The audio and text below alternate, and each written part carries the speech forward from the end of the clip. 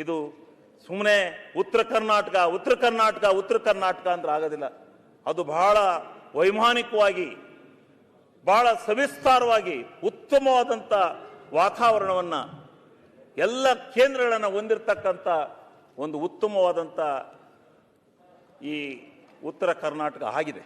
ಆ ಕರ್ನಾಟಕವನ್ನು ನಾವು ನಿಜವಾಗ್ಲೂ ಪ್ರಶಂಸನೆ ಮಾಡಬೇಕು. ಆ ಮಟ್ಟದಲ್ಲಿ ಆಗಿದೆ. ಇವತ್ತು ಹಾವೇರಿನಲ್ಲಿ ವರದಾ ಇಲ್ಲದೆ ಇದ್ರೆ ಅವ್ರು ಎಲ್ಲಿ ಕಬ್ಬು, ವರದಾ ನದಿ ಇಲ್ಲದೆ ಇದ್ರೆ ಎಲ್ಲಿ ಕಬ್ಬು ಬೆಳೀತಾ ಇದ್ರು, ಅಪ್ಪರ್ ಭದ್ರಾ ಇಲ್ಲದೆ ಇದ್ರೆ ಎಲ್ಲಿ ಕಬ್ಬು ಬೆಳೀತಾ ಇದ್ರು. ಏನೋ ಅಪ್ಪರ್ ಭದ್ರಾದಿಂದ ಸ್ವಲ್ಪ ನೀರು ಬರೋ ಹೊತ್ತಿಗೆ ಇವತ್ತು ವರದಾ ನದಿಯಿಂದ ಇವತ್ತು ಹಾವೇರಿ ಜಿಲ್ಲೆ ಜೀವಂತವಾಗಿ ಇವತ್ತು ಒಂದು ಉತ್ತಮವಾದಂಥ ಜಿಲ್ಲೆಯಾಗಿ ಬೆಳೀಲಿಕ್ಕೆ ಸಾಧ್ಯ ಆಗಿದೆ. ಆರ್ಥಿಕವಾಗಿ ಮುಂದೆ ಬರಲಿಕ್ಕೆ ಸಾಧ್ಯ ಆಗಿದೆ. ಇಂಥ ಅನೇಕ ವಿಚಾರಗಳನ್ನು ನಾವು ಮನಗಂಡು ಇವತ್ತು ಆತ್ಮಸಾಕ್ಷಿಯಾಗಿ ನಾವು ಹೋರಾಟವನ್ನು ಮಾಡ್ತಕ್ಕಂಥದ್ದನ್ನು ಕಲಿಬೇಕಾಗುತ್ತೆ. ಹೌದು, ನಿಜ. ಇವತ್ತು ಅಧ್ಯಕ್ಷರೇ ಈಗ ಉತ್ತರ ಕರ್ನಾಟಕದವ್ರು ಯಾರು ಮಾತಾಡಲಿಲ್ಲ. ಬರೇ ಹಳ್ಳಿ ಮೈಸೂರು ಭಾಗದವ್ರು ಮಾತಾಡಿಸಿ ಮಾಡೋಣ ಬಿಡ್ರಿ. ಉತ್ತರ ಕರ್ನಾಟಕದ ಎಲ್ಲಾ ಶಾಸಕರು ಮಾತಾಡ್ಲಿಕ್ಕೆ ಬಿಡ್ರಿ ಅಧ್ಯಕ್ಷರೇ. ಅದೊಂದು ಗೌಡ್ರೆ, ನೀವು ಕರ್ನಾಟಕದ ಬಗ್ಗೆ ಮಾತಾಡ್ರಿ ಗೌಡ್ರೆ. ನೀವು ಹಳೆ ಮೈಸೂರು ಭಾಗದವ್ರು, ಉತ್ತರ ಕರ್ನಾಟಕದವ್ರು ಕೊಡಿ. ಸಮಗ್ರವಾಗಿ ಮಾತಾಡ್ರಿ. ಉತ್ತರ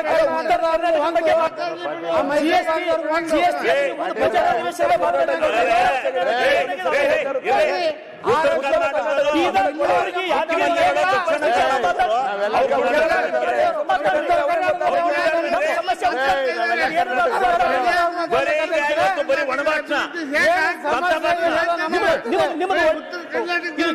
ಮಾತಾಡ್ಬೇಕಾಗಿಲ್ಲ, ಎಲ್ಲರೂ ಮಾತಾಡ್ಲಿ.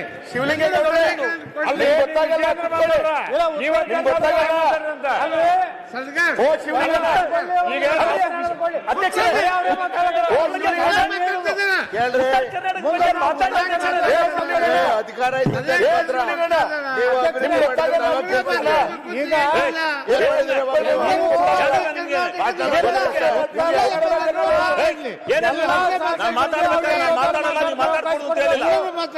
ನಿಮ್ಗೆ ನೀವು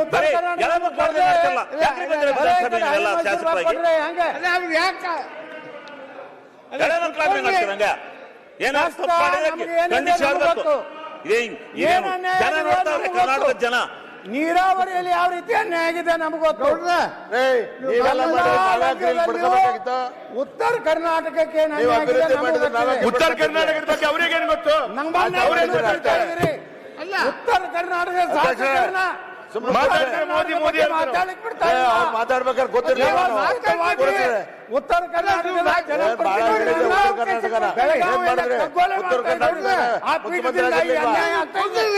ಎಲ್ಲೋಗಿದ್ರೆ ಅವಕಾಶ ಕೊಡಬೇಕು. ಆಯ್ತು, ನೆಕ್ಸ್ಟ್ ಕುಂಡ್ರಲಕ್ ಬಂದಿಲ್ಲ. ನಮ್ಮ ನಾಯಕ ಮಾತಾಡಕ್ಕೆ ಅವಕಾಶ ಕೊಟ್ಟರೆ ನೀವು ಕುಂದಿರ್ಬೇಕು. ಉತ್ತರ ಕರ್ನಾಟಕ ಒಮ್ಮೆ ಅವ್ರು ಮಾತಾಡ್ಲಿ. ದಕ್ಷಿಣ ಕರ್ನಾಟಕ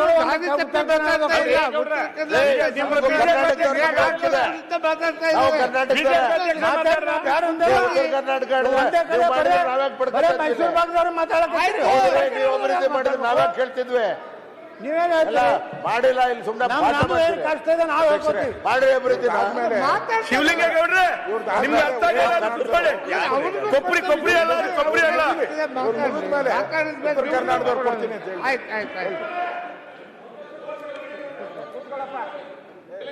ಶಿವಲಿಂಗಣ್ಣ, ಕೊಬ್ಬರಿ ಅಲ್ಲ, ಅದು ಬೇಡ. ಅವ್ರು ಮಾತಾಡ್ಲಿ ಉತ್ತರ ಕರ್ನಾಟಕದವರು.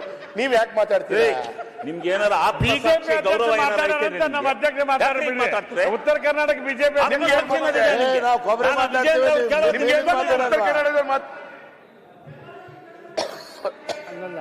ಅವರು ಏನು ನಿಮಗೆ ಇದು ಬೇಕು? ಏನು ಮಾತಾಡಬೇಕು? ಉತ್ತರ ಕರ್ನಾಟಕ ಹಂಗಾರೆ ದಕ್ಷಿಣ ಕರ್ನಾಟಕ ದುಡ್ಡು ಬೇಡ ಅವ್ರಿಗೆ?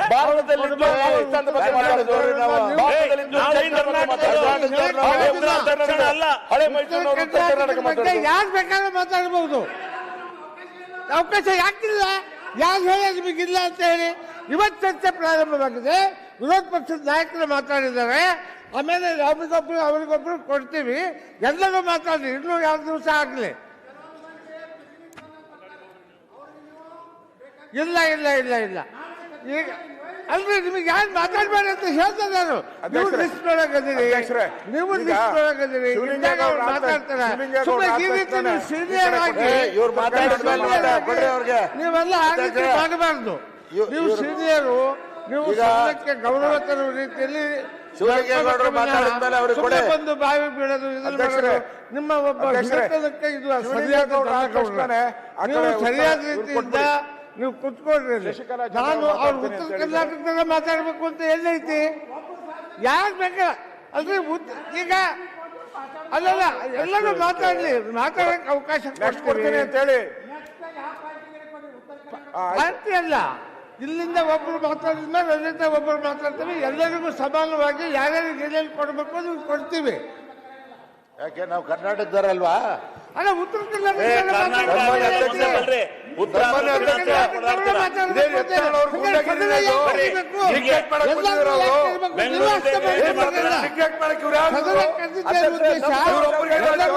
ಆಗ್ಬೇಕು, ಚರ್ಚೆ ನಮ್ಮ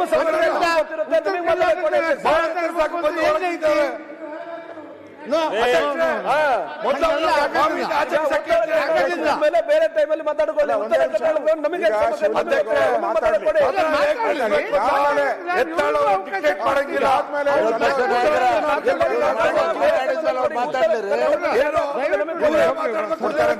ಮಾತಾಡ್ಲಿ ಬಿಡಿ, ಕೊಡ್ತೀನಿ.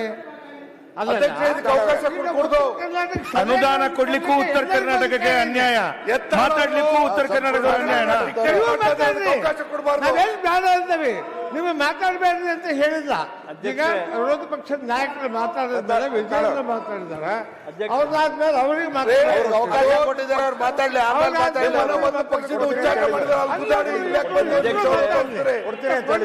ಈಗ ಅವರ ಅವಕಾಶ ಕೊಟ್ಟಿದ್ದೀರಿ, ಮಾತಾಡ್ಲಿ. ಆಮೇಲೆ ಅವರ ಪಾಟೀಲ್ ಮಾತಾಡ್ಲಿ. ಅವರಲ್ಲಿ 3 ಗ್ರೂಪ್ ಅದಾವ. ವಿಜೇಂದ್ರ ಸಾಹೇಬ್ ಮಾತಾಡಿದ್ರು, ನಮ್ಮ ನಾಯಕರು ಮಾತಾಡಿದ್ರು.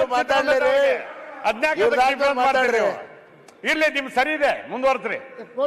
ಕುತ್ಕೊಳ್ರಿ, ನೀವು ಕುಂದ್ರಿ, ಕುತ್ಕೊಳ್ರಿ.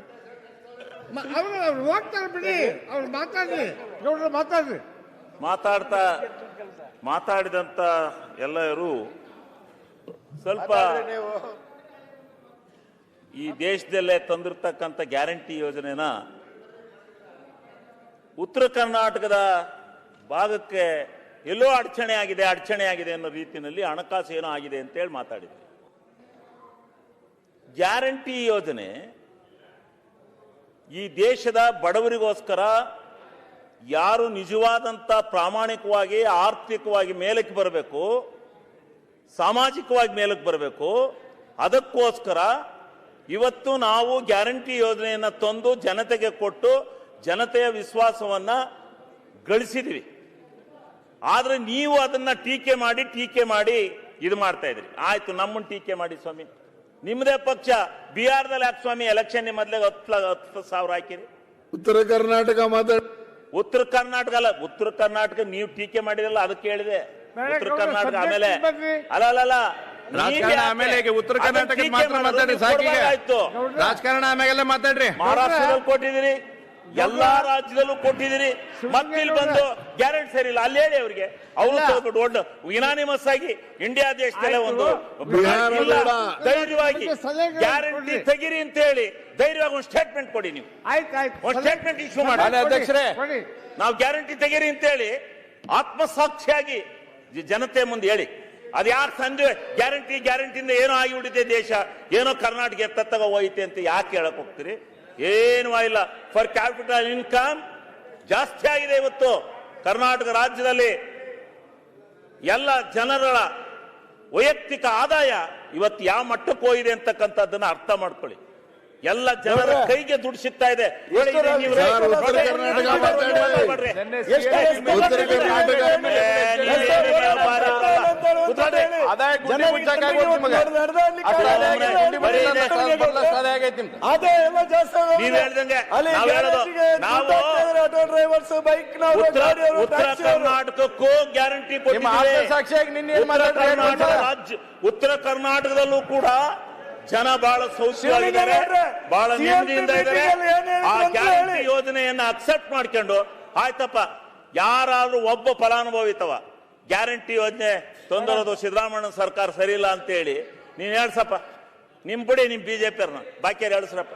ಅವ್ರು ತಗೊಂಡ್ ತಿಂತಾವ್ರೆ, ಅವರೆಲ್ಲ ತಗೊಂಡು ಉಪಯೋಗಿಸ್ತವ್ರೆ, ಅವ್ರನ್ನ ಯಾಕೆ ನೀವು ಟೀಕೆ ಮಾಡ್ತೀರಿ?